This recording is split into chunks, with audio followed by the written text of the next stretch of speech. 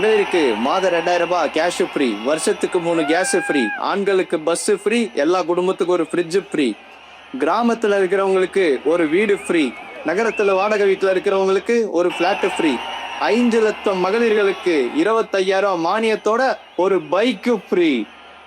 வீட்டுக்கு தேவையான பொருள் வாங்க 8000 ரூபாய் கூப்பன் ஃப்ரீ, பெண்களுக்கு மாசம் 2000 ரூபாய் கேஷ் ஃப்ரீ, 10 லட்சம் குடும்பங்களுக்கு ஒரு வீடு ஃப்ரீ.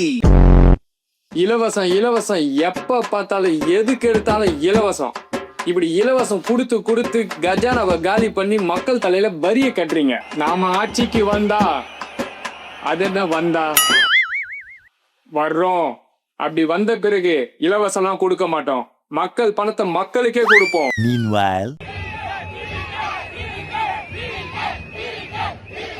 மகளிருக்கு 2500 ரூபாய் கேஷ் ஃப்ரீ, வருஷத்துக்கு 6 கேஸ் ஃப்ரீ, கல்யாணத்துக்கு 8 gram gold free, 10 sari free, 29 வயசு மேலான வேலையில்லா பட்டதாரிகளுக்கு 4000 ரூபாய் கேஷ் ஃப்ரீ, டிப்ளமோ படிச்சு வேலை இல்லாதவங்களுக்கு 2000 ரூபாய் கேஷ் ஃப்ரீ, தமிழ்நாடு ஃபுல்லா பெண்களுக்கு பஸ் ஃப்ரீ, தமிழ்நாட்டில் பிறக்கிற குழந்தைக்கு கோல்டு மோதிரம் ஃப்ரீ.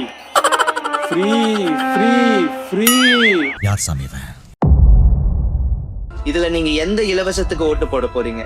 வெறும் தேர்தல் நேரத்துல மட்டும் 5000 10,000த்துக்காக உங்களை விற்க போறீங்களா? இலவசமே தரமாட்டேன்னு ஒருத்தர் சொன்னா நாம அவருக்கு ஓட்டு கூட போட மாட்டோம். அந்த பயத்தினாலேயே புதுசா வரவங்க கையில எடுக்கிற முதல் ஆயுதம் இலவசம். அவங்க மாறிட்டாங்களா, நாம அவங்கள மாத்திட்டோமா? நீங்க விரும்பி ஓட்டு போடுற ஒரு நபர் உங்க விருப்பத்துக்கு மாறான ஒரு செயலை செய்யறாங்கன்னு சொன்னா நீங்க அவங்களுக்கு ஓட்டு போடுற விருப்பத்தையே மாத்தணும். மாறட்டுங்க.